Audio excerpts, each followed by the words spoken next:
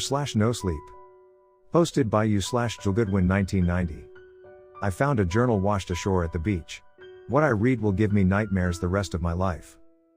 I'm someone who loves to take long walks on the beach in the early mornings when very little to nobody else is there. The sea spray on my face and the salt air in my nostrils always help make the 8-hour shifts I spend behind a desk somewhat tolerable, and the sight of the sun rising out on the misty waves has always filled me with a sense of calm. However, that changed yesterday when I was out for my walk. It was a slightly rougher day, the waves were crashing on shore a bit harder than normal, and the wind was whipping something fierce. As I strode across the beach, I noticed something out of place being pummeled around in the surf like it was a pinball. When I drew closer, I saw it was a plastic bag which had been sealed with duct tape at the top.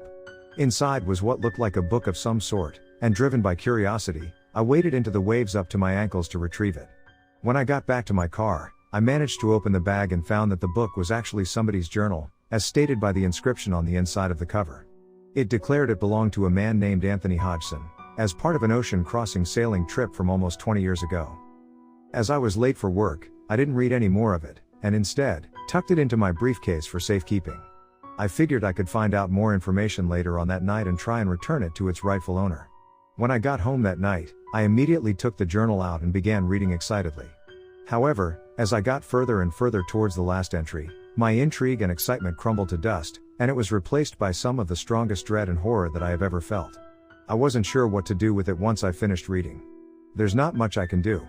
I can't send it to anyone, and if I turned it over to any newspaper or TV station, I'm sure it'd be dismissed as a hoax. Finally, I decided that the only place I could come to share it would be here, as I know many others come to share what they've seen and found. Let me know what your guys' thoughts are on this. But, for me personally, what I've read has given me some of the worst nightmares I've had since I was a child, and will probably keep me out of the ocean forever. Here are the entries. July 15, 2004, 3:34 p.m. Well, here we are journal. Today is the day I've been dreaming about for most of my life. Ever since I was a little child, spending time at my aunt and uncle's house in Maine, reading their old sailing magazines, I've always had the desire to make an oceanic crossing, using nothing more than my skill, knowledge, and determination to get me to the other side. After almost 30 years of waiting, it's now finally my turn. And thanks in no small part to the group of friends I've forged in this journey called life. All in total, there are 6 of us who will be making this trip. Myself, Daryl, Xander, Winston, Holly, and Anastasia.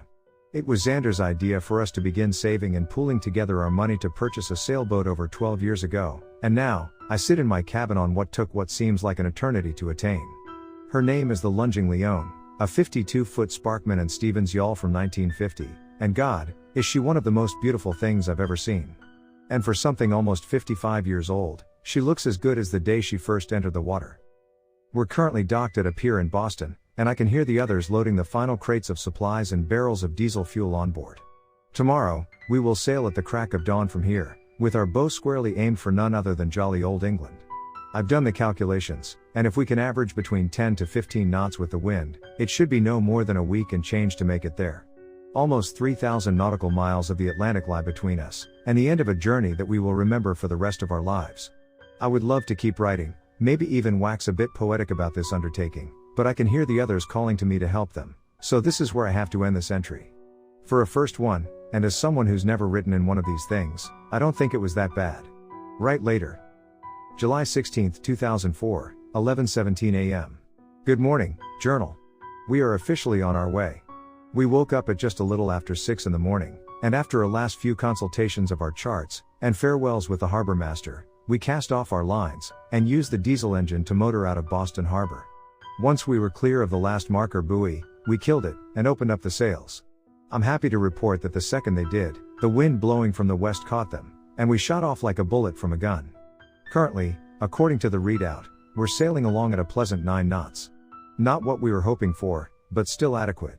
I do have to say, though, there is an extreme, almost sense of peace already. Boston and all the rest of land is slowly, but steadily turning into just a thin line behind us, and with the Lunging Leone under only sail power, the only sounds that can be heard are the creaking of the boat's wooden hull as she slices through the water, the sails and the rigging as they are slapped by the wind, and the cries of the seabirds as they follow us out to sea. And, Of course, the shouts and laughs of my friends and everyone's spirits are at a crescendo as the object of many late-night conversations turns from the stuff of drunken speculation to reality.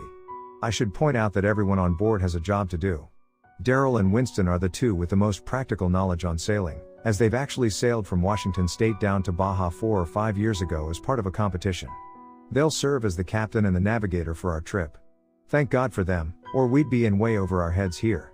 Xander and myself have some knowledge, but only from small trips, usually from Portsmouth up to Bar Harbor in Maine, so we are to help with piloting, while Holly and Anastasia will be working the rigging, raising and lowering the sails as needed, with our help, of course. Additionally, Anastasia will be serving as our cook for the duration of our trip. And considering some of the meals she's made, I am all for that. I just took a look at the depth finder mounted just beside the main hatch in the cockpit. According to it, the bottom is already over 3,000 feet below us. I know many other people might find such a revelation scary, but as someone who's loved the sea as long as I can remember, it's thrilling. I can only imagine what strange and wonderful creatures swim and float beneath us, in the dark and cold waters, listening to the sounds of our hull creaking, reverberating for miles away, as sound travels farther in water than air. Daryl just asked me to take over the helm for a while, so I'll end this entry here. Write again soon. July 18, 2004, 1:37 p.m. Well, I can't exactly say good afternoon, as things aren't as smooth sailing, pardon the pun, as I would have liked. You see, we've come across a rather large fog bank, which almost seems to have risen up from the waves and ensnared all in its reach, ourselves included. You can't even see 20 feet in any direction, and whenever a sound is made, it tends to bounce off the fog back to you in a rather sharp echo. We've had to pull some sails down and reduce our speed to 6 knots to be safe. To tell you the truth, journal, it's really rather eerie. It almost feels like the entire world has been swallowed up and disappeared, and we're all that's left. Thankfully, though, Winston told me that he's seen fog like this before, and that it won't last longer than a few hours. I'm grateful for that. Honestly, if it lasted longer, I feel it might pull on my sanity a little. The magazine articles and photos never showed or spoke about this, and I wish they would. It wouldn't have changed my mind on this trip, but it would have prepared me for what to expect. Something loud just splashed out in the gloom. None of us could see what caused it, but everyone topside heard it. It was only a single splash, one which echoed like the crack of a gunshot in the fog. When I asked Daryl what it could have been, he shrugged his shoulders. It could be anything, Tony, he said, lots of things splash around in deep water. Could be a whale breaching, could be a shark going after a school of fish. Hell, it could even be a piece of flotsam getting tossed about by a particularly tall whitecap. The explanation brought me more comfort. Instead of a sense of unease about the unknown, my mind is now filled with natural explanations. According to the radar, we are about 400 miles off the coast of the US, and the depth sounder shows the bottom has dropped away to 6,000 feet. We all need to keep a sharp eye out, so I'll stop writing for now to help the others.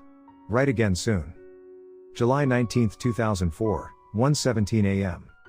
What the actual fuck just happened?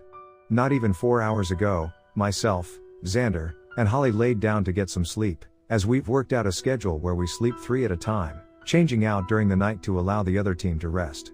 I just managed to drift off when I flew out of my bunk onto the floor. It literally felt as if the boat had slammed into another vessel. For a moment, that was my biggest fear, and after checking on the other two down below with me, who both had slight bruises from their own unexpected flights, I dashed topside to the sounds of chaos.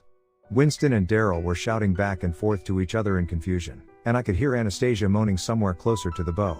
When I asked what had happened, they told me they didn't know. It was like we sailed straight into a damn block of concrete, Winston exclaimed to me. When I went to check on Anastasia, I found her lying on her back on the deck. She'd cracked her head on the main mast, giving her a rather nasty bump on her left temple, and received a cut on her cheek. The three of us carried her down below and laid her down in the forward berth, where Holly is looking after her. She says she'll be okay, but she needs to rest for the rest of the night. I, for the life of me, can't understand what we hit. It could have been a whale or a large piece of wood, but nobody saw anything, and it was a perfectly clear night, something that Daryl tells me will end the night after tomorrow, as a storm is coming our way. And I'm fairly certain that the two most experienced of our crew wouldn't jeopardize us so carelessly. If they say they didn't see anything, then I believe them. I've gone back down below to try and catch at least an hour's more rest before I help take over the late night to early morning shift at the helm. According to the charts and radar, we're now about 850 miles off the coast, though I didn't look at the depth sounder this time. One additional thing to note, that may not have any meaning, but I'm still going to write down. There was one strange thing I noticed when I went topside and went to help Anastasia. There was a rather putrid scent in the air, something I couldn't place. If I didn't know any better, I would have said it was ammonia, but we have none aboard which could have spilled, so I don't know what to make of it. Probably nothing, but still noting. Anyways, good night. Hopefully no more surprises. July 20th, 2004, 4:37 p.m. Good morning, journal. Things happily seem to be more on track today than they have been the last two. I'm currently sitting behind the helm, using my foot to keep it straight as I write. Most of the others have gone below to have dinner, which I'll have myself when they're finished. Someone needs to steer, after all. I'm happy to report that Anastasia is back up and, aside from the bump on her head, seems to be in good spirits. She's currently making clam chowder, a favorite of all of ours. We've picked speed back up to about 11 to 12 knots with a strong tailwind, although earlier it died, causing us to have to tack back and forth before, regrettably, having to fire up the engine to carry us a bit farther. The sound of it was almost heresy out here in the silence, only broken by the wind and the waves. It was worth it, though, as I saw a truly amazing sight about half an hour ago. A sperm whale. It breached out of the water, not more than a half a mile away from us. Seeing that gigantic black leviathan leaping from the waves is a sight that filled me with joy, to tell you. It did so a few more times, seeming to move around in a circle, before disappearing below the waves. I've honestly never heard of a sperm whale doing multiple breaches in such a short succession, but there's a first time for everything, I guess. Anyways, I look ahead now, and in the distance, I can see the storm clouds on the horizon, lightning occasionally flashing in the dark gray fluff. According to the report we got from a tanker on the ship's radio, it will be a bad one, meaning our initial plan to make it to England in just over a week is going to be extended to just about 2 weeks. Fine by me, as despite our setbacks and problems, I still am thoroughly enjoying this journey. Good Lord, did that just startle me? I heard a loud splashing sound off our stern behind me, and swung around. There was nothing there, but it was so close I swear I could feel the water droplets hitting me on the back of the neck. Anyways, Xander's coming up to take over helm duties, so it's time for me to head below and eat. According to the radar, we're now over 1,300 miles out to sea, close to the halfway mark of our trip. The depth sounder says 12,000 feet of water lie between us and the seafloor. Right later. July 21st, 2004, 7:18 a.m. I don't even know where to begin with this entry. I'm honestly lost for words, both in my shock and my grief. I suppose there's no other way to put it other than bluntly. Holly's gone. Last night, we sailed into the storm at just a little after 8. The waves and wind became something fierce, something that I only read when reading novels like The Perfect Storm and The Old Man and the Sea. The waves crashed down on the deck with all the ferocity of a freight train, and the howling of the wind sounded like a banshee screaming into our ears. All of us, save for Anastasia, who was cleaning up dinner dishes in the galley, were topside to keep the lunging Leon straight and true. But the storm battered about our sailboat like it was a child's plaything in the bath. I don't know how big the swells became, but we would ride up one, and almost drop in a 75 or 80 degree angle down into the trough before the next set. The lightning flashed, momentarily illuminating the hell we'd sailed into like it was the middle of daytime, and the thunder boomed and rattled my eardrums. Daryl and I were at the helm, fighting to keep the rudder straight while the others were working the rigging and the sails. Holly was working the rigging underneath the mainsail when it happened. A sudden change of wind slammed into us from the port side, shifting the boat sideways. It also caused the boom to change direction suddenly, swinging across the deck like a charging bull. Xander and Winston managed to duck under it, but Holly didn't. The huge wood and fiberglass projectile caught my friend on the side of the head and shoulders in its arc, and before anyone knew what was happening, she was gone.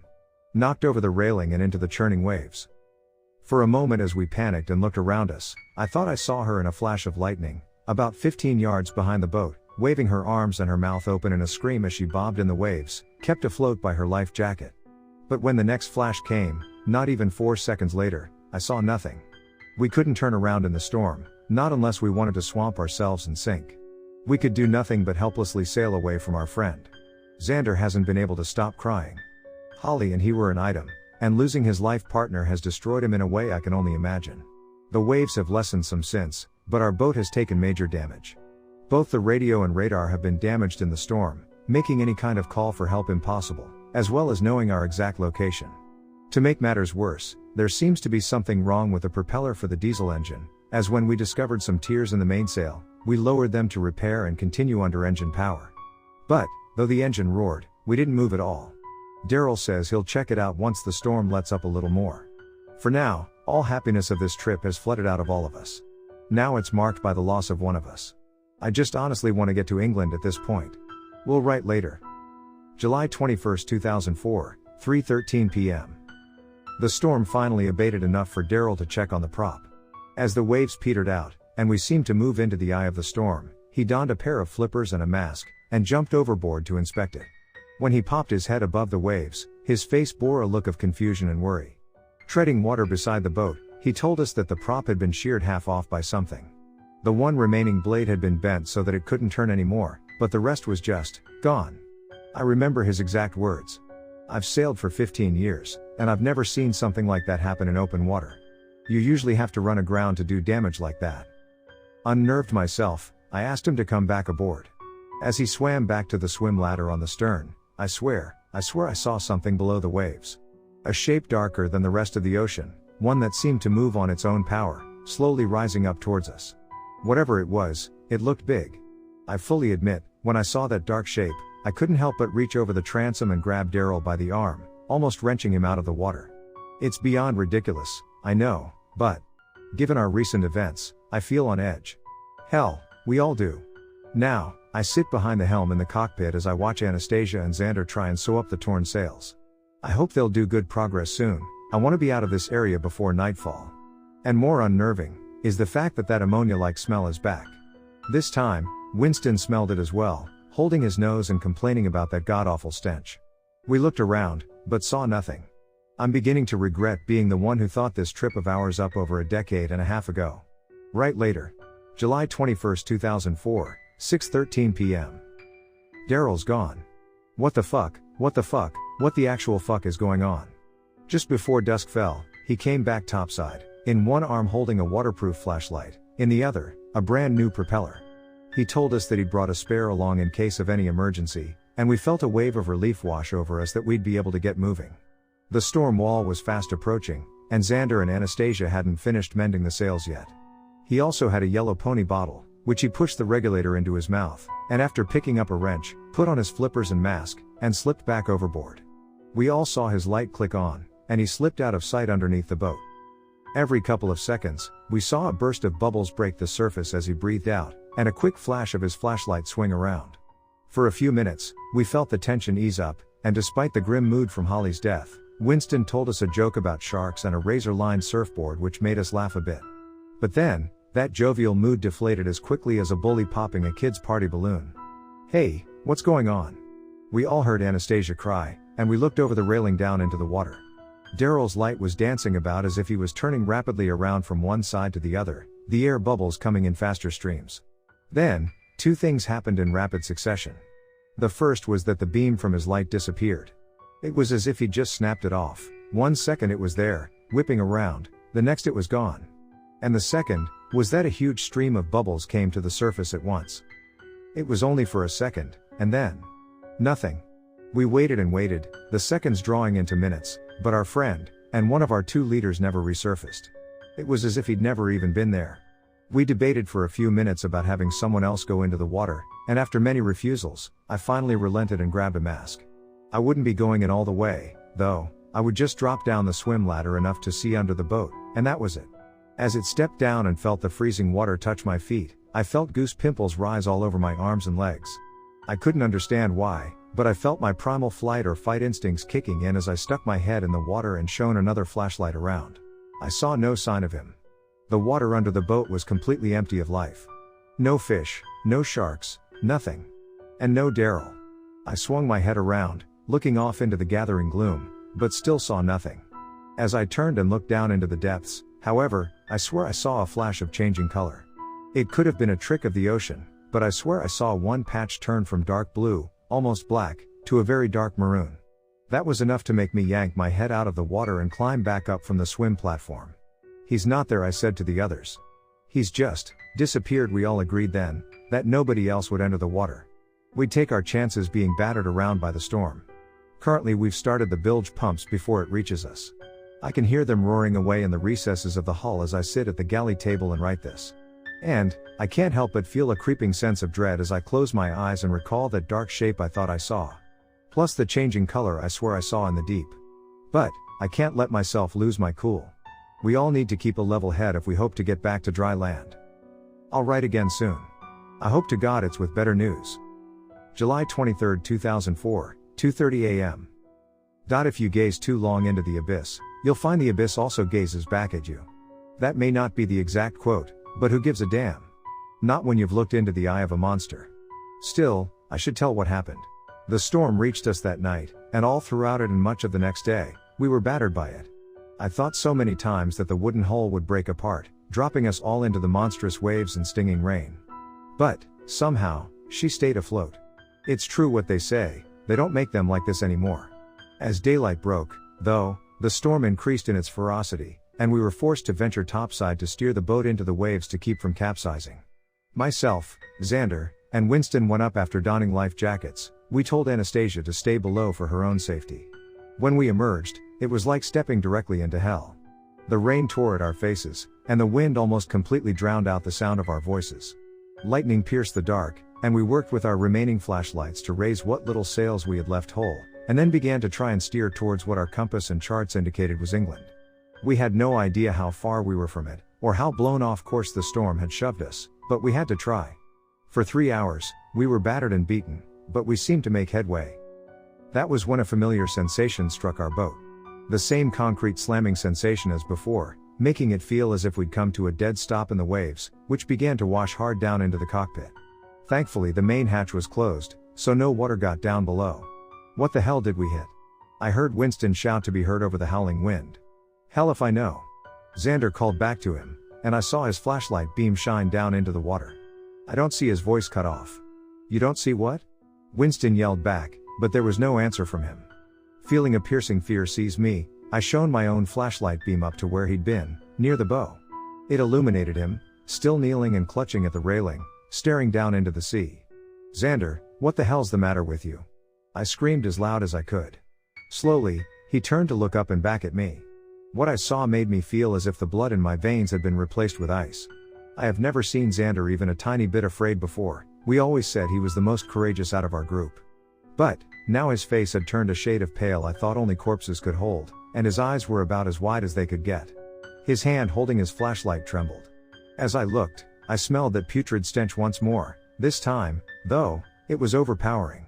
That was when I heard Winston scream. I swung my beam back portside, and the beam.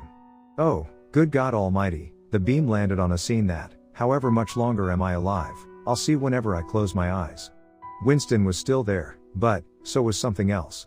Something which had come from the sea itself. My hand trembles as I write this next part. It was a fucking tentacle. An honest-to-God tentacle, looking like something out of the old 20,000 Leagues Under the Sea movie from the 50s. But, unlike that, this was very much alive. I saw every detail in slow motion. The giant club of the tentacle, big enough to wrap around the mast and filled with dozens of huge, wide suckers. The arm of the tentacle, as thick as two men standing next to each other. It all was a dark maroon color. And then, I saw Winston. Oh, God no.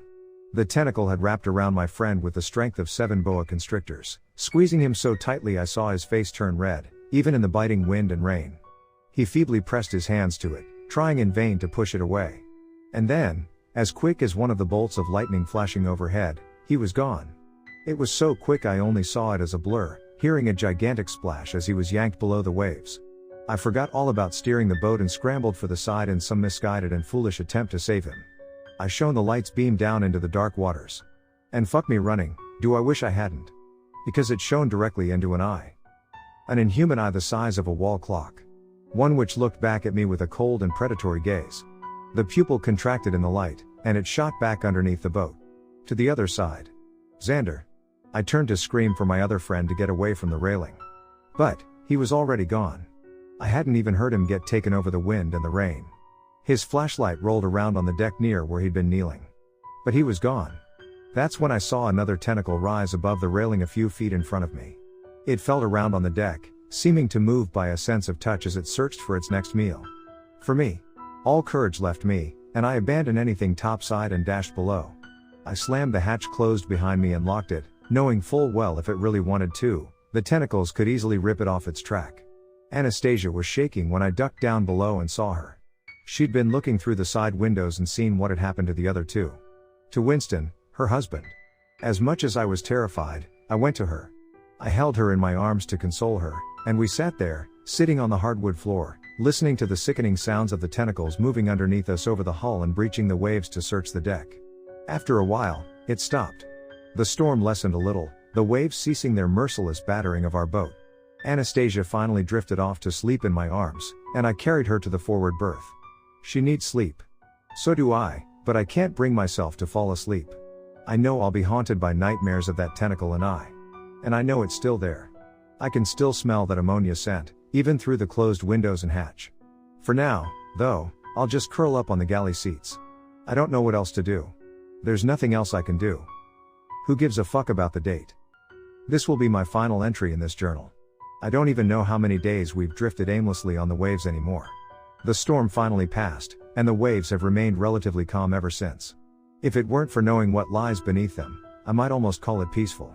It's anything but, though. Our food and fresh water is almost completely used up. All our remaining sails tore in the storm, and Anastasia's in no shape to sew them up. And, unfortunately, I never learned how. It wouldn't matter, anyways. Our rudder is gone. I know, because when I opened the main hatch and stuck my head out, I saw it, floating on its side about a half-mile away from us. No doubt torn off by that creature, leaving us completely dead in the water. I know what it is now. I was too terrified and confused to put together the pieces in my mind, but now, all the marine biology knowledge in my brain has allowed me to identify it. Architeuthis dux. A giant squid. One far larger than has been seen by scientists before, at least 60 or 70 feet long, judging by the size of the eye I saw. A creature that has for centuries terrorized sailors, giving rise to the legend of the Kraken, pulling ships below the waves and preying upon the floating sailors.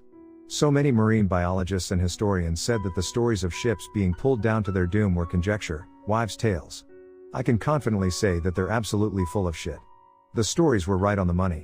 The lunging Leon is slowly sinking.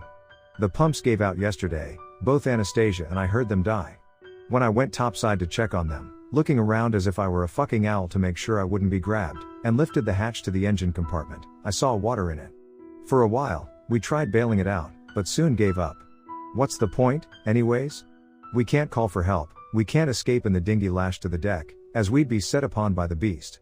That damned smell is always here now, one that signals its presence, along with the scrapes of its tentacles along the hull. We're fucked any way we look at it. And this morning, Anastasia stepped overboard.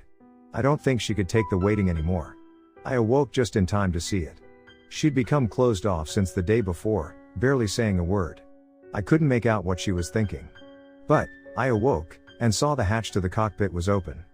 Feeling a new sense of dread course through my veins, I ran to the open hatch, just in time to see her step off the stern railing.